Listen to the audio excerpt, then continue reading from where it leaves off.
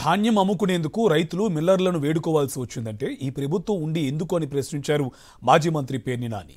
40 ఏళ్ల అనుభవం ఉందని చెప్పుకునే చంద్రబాబు ఎందుకని మూలన ఉండే ముసలమ్మైన ఈ ప్రభుత్వాన్ని నడిపిస్తుందని చురకలంటించారు.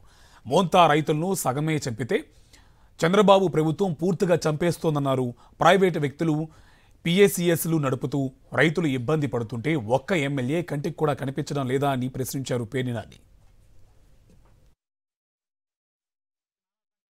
ఒక్కడొచ్చి ఒక్క ఎమ్మెల్యే ఈ రాష్ట్రంలో తెలుగుదేశం పార్టీ అధికార కూటమికి సంబంధించినటువంటి ఒక్కడంటే ఒక్కడు కూడా రైతు పక్షాన మాట్లాడేవాళ్ళు లేడు, నిలదీసేవాళ్ళు లేడు.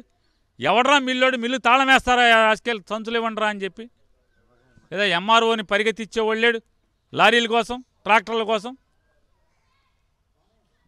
ఇవాళ ఇంత దున్నపోతులాగా వ్యవహరిస్తున్నటువంటి ప్రభుత్వాన్ని ఖచ్చితంగా ములుగరబెట్టి మేము పొడుస్తాం.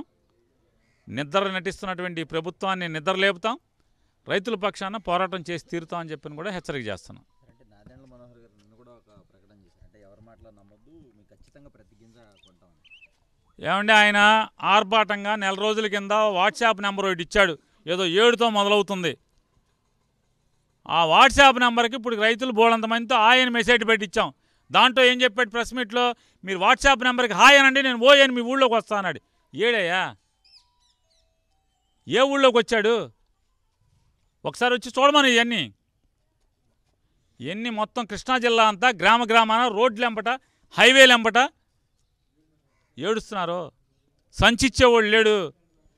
ఆయన ఎవరో చిట్టిబాబు కంటే మీ చుట్టం ఎవడో ఉన్నాడు కాబట్టి గబాలను పరిగెత్తుకొచ్చావు, చిట్టిబాబుకి సంచులంచలేదని. మరి ఇంతమంది ఇక్కడ ఏడుస్తున్నారు కదా.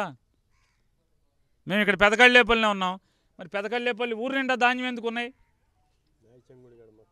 మరి రావే నాదెండ్ల మనోహర్ వీళ్ళందరూ ఆయ అన్నారు కదా, నువ్వు ఓయని రావాలిగా, రావా? కాబట్టి ఈ ఆర్భాటం కబుర్లు, సొల్లు కబుర్లు, ఈ కహానీలు నేను కాదు, ప్రజలు చాలామందిని చూశారు. కాకపోతే గతి లేక వాళ్ళు ఇవాళ నోరు మూసి కూర్చుంటున్నారు. వాళ్ళకంటూ బలం వచ్చిన రోజు నీ హాయిలేంటో, నీ ఓయిలేంటో, నీ కొనుగోలేంటో ప్రతి చివరికించదాకా కొనేవాళ్ళేవో అన్ని లెక్కలు తేలుస్తారు.